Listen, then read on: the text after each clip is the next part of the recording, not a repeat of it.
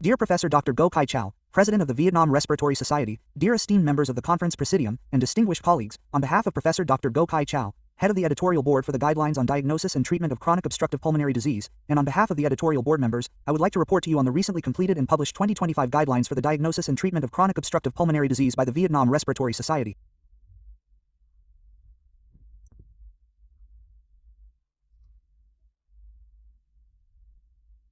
The book consists of 5 very important chapters, and due to time constraints, I will not discuss each content in detail. I would like to report and discuss with you the main and important contents in the updated 2025 Guidelines for the Diagnosis and Treatment of Chronic Obstructive Pulmonary Disease. We begin with Chapter 1 on the definition of chronic obstructive pulmonary disease. We know that this is a common respiratory disease in clinical practice that is preventable and treatable. This is a heterogeneous disease, characterized by chronic respiratory symptoms such as dyspnea, cough, sputum production, and exacerbations due to abnormalities in the airways. Caused by bronchitis, bronchiolitis, and/or alveoli due to emphysema, causing persistent and often progressively worsening airway obstruction. Regarding the diagnostic approach to chronic obstructive pulmonary disease, we see that first, patients usually have a history of exposure to risk factors, such as smoking, exposure to air pollution, or recurrent respiratory infections, sequelae of pulmonary tuberculosis, or increased bronchial reactivity. Clinically, patients have a triad of fairly common symptoms: chronic cough, chronic sputum production, and dyspnea, mainly during exhalation. In the later stages, we will see that patients have symptoms of loss of appetite, weight loss, muscle weakness, and muscle atrophy. In the early stages, a clinical examination may show completely normal results. However, in later stages, we will see symptoms such as wheezing, bronchospasm, decreased alveolar breath sounds, or even later, symptoms of chronic respiratory failure and chronic cor pulmonale. How can we screen for chronic obstructive pulmonary disease, COPD, in the community? This is a very simple questionnaire from Gold. There are 5 questions. These focus on 3 symptoms of the patient: whether the patient has a cough, phlegm production, or shortness of breath. In addition, there are 2 other criteria we need to ask the patient about: the patient's age, if over 40 years old, or a history of smoking, or having quit smoking. If the patient answers yes to any of these questions, we give them 1 point. If there are 3 or more yes answers, it is recommended that the patient is at high risk of COPD and should be referred to a healthcare facility where spirometry can be performed to detect COPD early.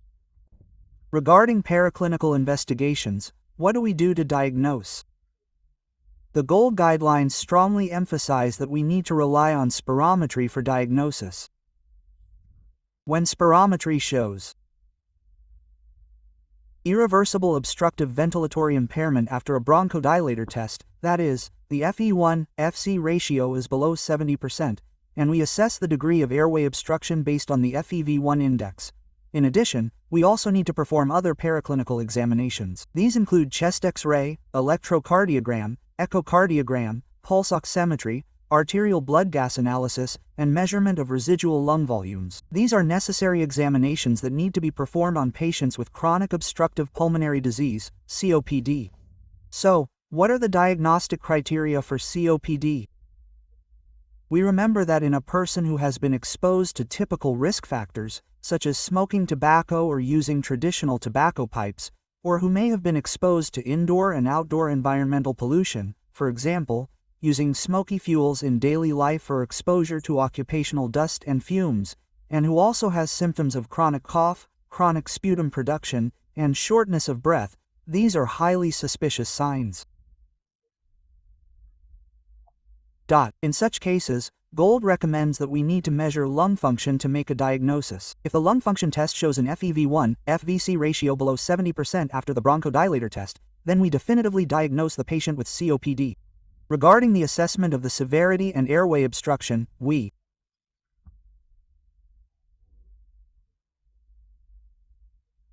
still rely on the GOLD staging of COPD.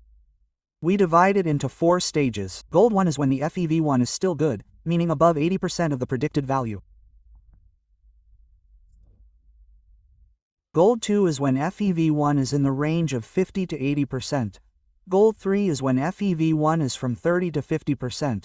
And GOLD 4 is when FEV1 is below 30% of the predicted value.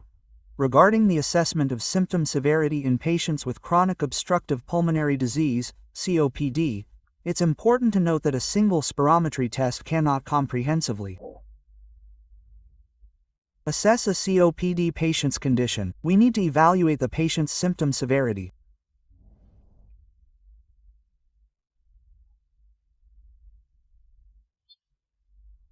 Based on the CAT scale and the MMRC scale, we should note that the CAT scale assesses the overall symptoms and the impact of these symptoms on the patient's daily life.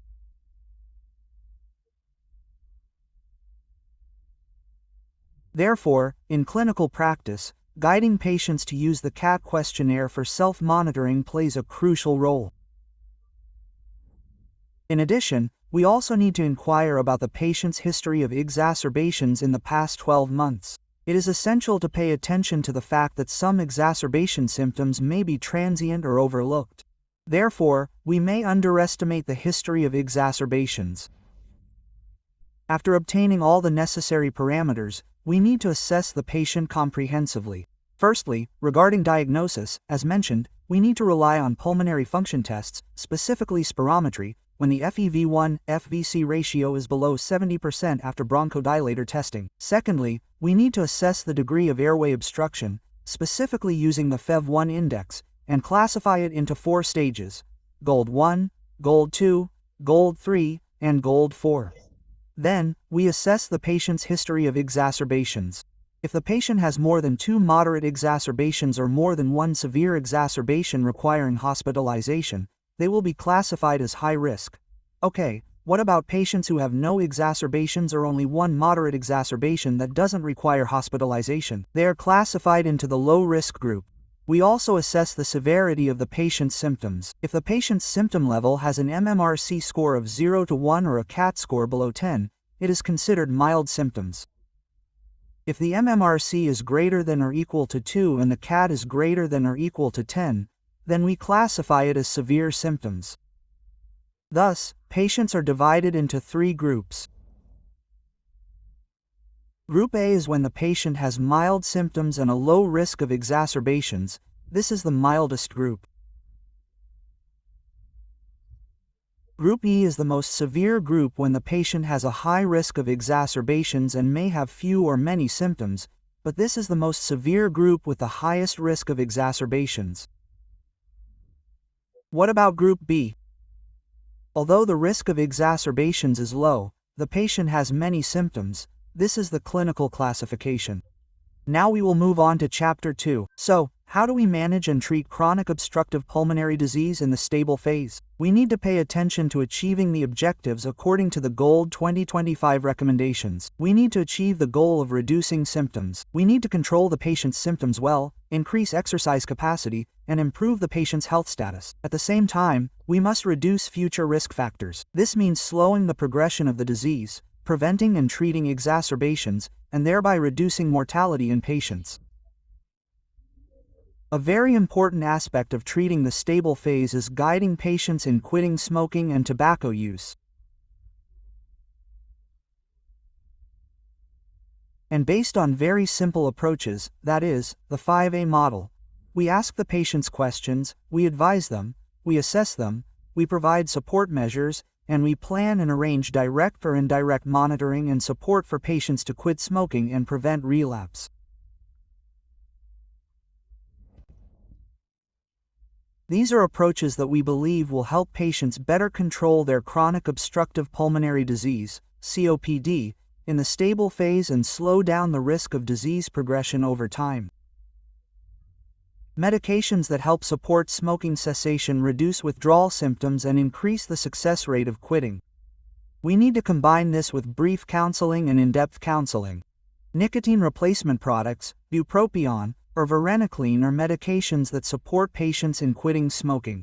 The issue of vaccination is also discussed in detail in the guidelines, and here, we see that it reduces the number and severity of exacerbations and reduces the mortality rate. Regarding influenza vaccination, we vaccinate before the annual flu season and administer booster shots annually. In Vietnam, as we know, the flu can occur year-round, so when patients are hospitalized for an exacerbation and have not been vaccinated, we need to consider vaccinating them upon discharge. If we wait until the beginning of the season to vaccinate, patients may be infected with the flu multiple times. The issues of pneumococcal vaccination. Diphtheria pertussis tetanus vaccine, herpes zoster vaccine, and ASV vaccine are also discussed in detail in the guidelines. Please refer to the guidelines distributed to you. The issue of drug selection in initial treatment is also a very important new point. So, we know that in the treatment approach, Group A is the mildest group, and we see that we only need to start with a bronchodilator. Secondly, for Group B, we can use a combination regimen of LABA and LAMA. As for Group E, the most severe group, we see that there are two options. The first option is to use a combination of LABA and LAMA.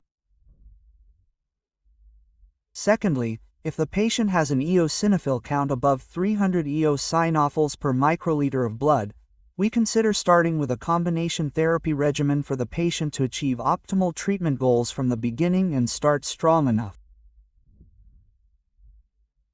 Let's look more closely at Group A patients. We start with a bronchodilator. We can choose a short-acting bronchodilator, SABA, or a combination of SABA and SAMA to initiate treatment. If the patient achieves the treatment goal, we stop there. Otherwise, if the treatment goal is not yet achieved, we can start with a long-acting bronchodilator. We can use LABA or LAMA monotherapy. For Group B, GOLD and the Vietnamese Respiratory Society also recommend starting with dual therapy, a combination of LABA and LAMA. If a pre-combined form of LABA and LAMA is not available, we can choose to start treatment with either LABA or LAMA and continue to monitor the patient for adjustments. If there are characteristics of asthma or characteristics suggestive of a response to ICS, such as a history of asthma, a history of allergic diseases, peripheral blood eosinophils above 300 eosinophils per microliter, and FEV1 that fluctuates significantly over time, possibly more than 400 milliliters, we should consider using the ICS-LABA regimen. For patients in Group E, the preferred initial treatment is a combination of LABA and ICS. When peripheral blood eosinophils are above 300 cells per microliter, we should consider initiating treatment with the triple therapy of ICS, LABA, and LAMA.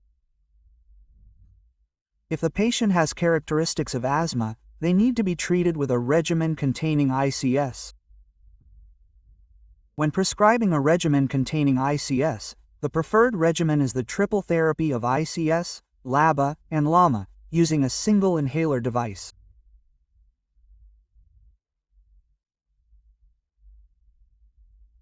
This combination is more effective than the ICS plus LAMA regimen.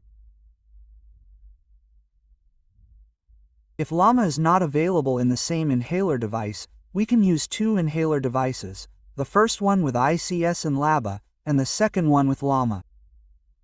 This is common in the Vietnamese market currently. Some points to note about ICS are as follows. Firstly, ICS therapy is not recommended in patients who have frequent recurrent pneumonia, at least twice in the past year. In patients with bronchiectasis, a history of previous pulmonary tuberculosis with moderate to severe sequelae, and lesions affecting more than one lung lobe or more than 25% of the total area of both lungs, we need to be cautious when using ICS in patients at risk of pneumonia, such as those over 55 years old, with very low BMI, a history of exacerbations or pneumonia in the past year. For patients with high MAM-AXI levels and Fe1 levels below 50% of the predicted value, eosinophil count below 20%, and symptoms of bronchial dilation, these are points to consider and be cautious about during treatment. Regarding drug switching and dose adjustment, we need to pay attention to the following. If the patient is being treated with LABA or LAMA and the shortness of breath symptoms are not controlled, we need to escalate to dual therapy, combining LABA and LAMA.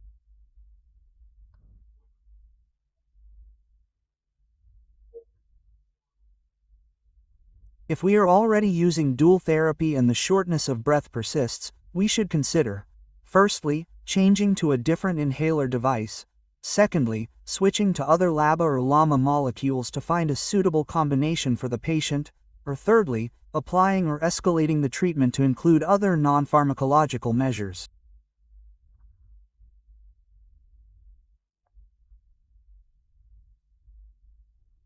Another reason we need to investigate is to find other causes of shortness of breath, especially cardiovascular causes. If the patient is using LABA or LAMA and still experiencing exacerbations, and the eosinophil count is below 300 eosinophils per microliter, we will escalate to LABA combined with LAMA. We then continue treatment and monitoring. If the patient is using LAMA and still experiencing exacerbations with an eosinophil count above 100, we will escalate to triple therapy, LABA, LAMA, and ICS. If the eosinophil count is below 100 while using LAMA, we have two solutions. One is to use roflumilast if the patient has FEV1 below 50% and the phenotype is bronchitis. In cases where the patient has a history of smoking, we will use azithromycin or macrolides at a low dose to monitor the patient and assess the response.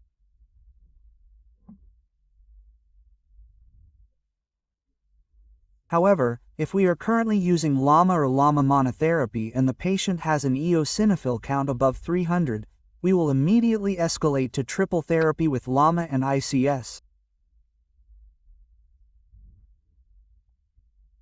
And if we have optimized this triple therapy and the patient still experiences exacerbations, we will consider adding on roflumilast or azithromycin as above.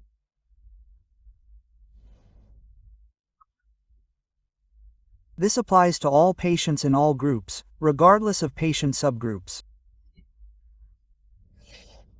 Next, regarding switching treatments, if in clinical practice we are using inhaled corticosteroids, ICS, and long-acting beta agonists, LABA, for the patient and the patient is well controlled, without exacerbations and responding to treatment, then what do we do? If the patient has few symptoms, we can continue with ICS and LABA. If the patient has many symptoms, we will consider escalating to LAMA and LABA.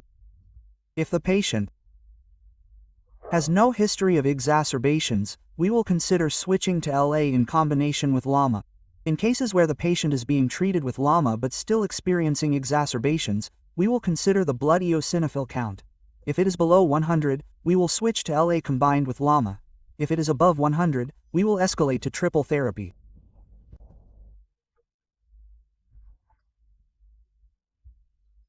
Regarding the choice of drug delivery device, we should note that it is divided based on the patient's ability to perform the inhalation maneuver and their ability to coordinate the inhalation force, in order to choose the appropriate drug delivery device for the patient.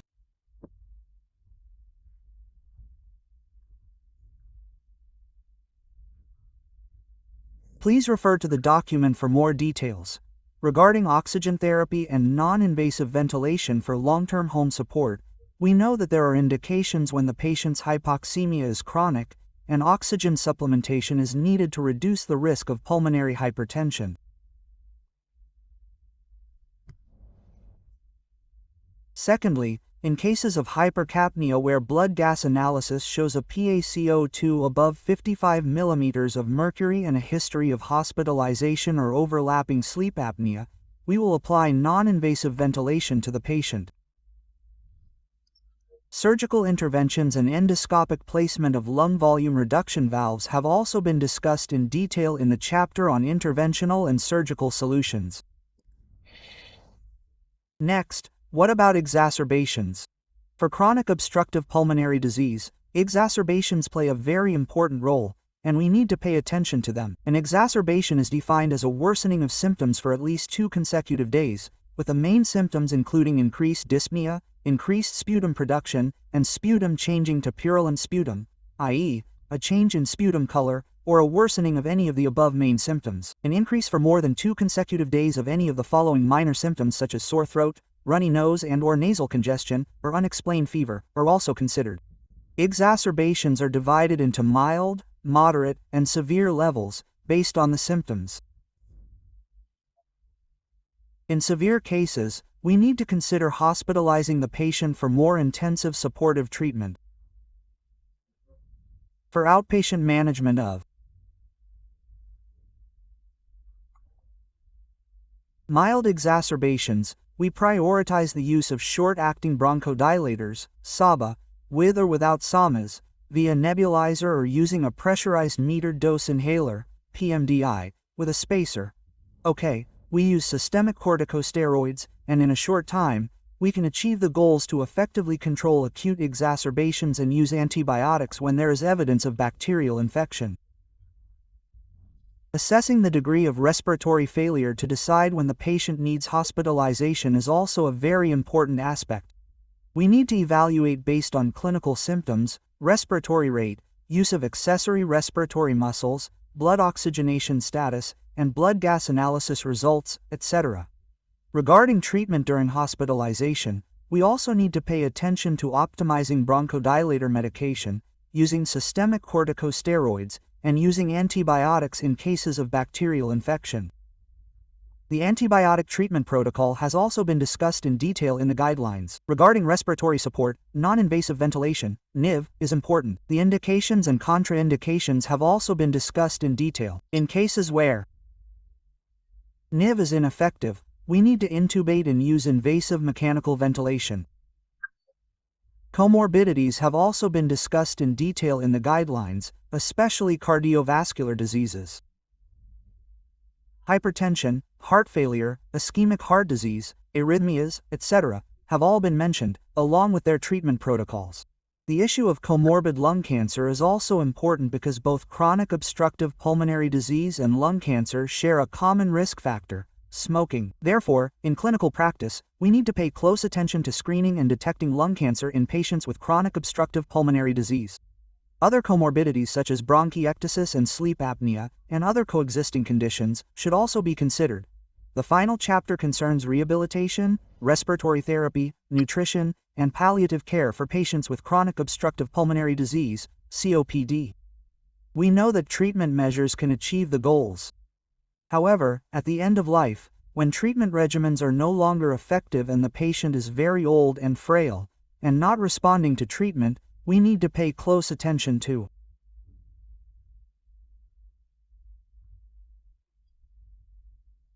applying rehabilitation measures, rehabilitation programs, nutrition programs, and especially in the final stages of life, we need to pay close attention to prescribing palliative care for patients to achieve good symptom management and avoid the risks of applying excessive interventions that may not yield further treatment effectiveness.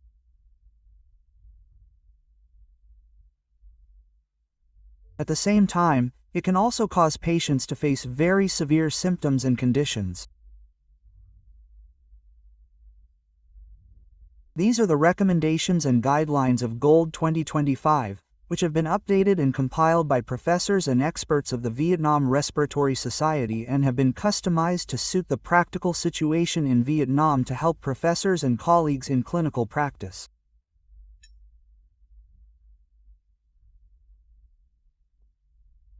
Manage and treat patients better in the practical conditions in Vietnam. Furthermore, within the framework of World COPD Day 2025 this November, We hope that professors and colleagues nationwide will have very practical activities to raise community awareness and contribute significantly to the best possible diagnosis and treatment of patients with chronic obstructive pulmonary disease.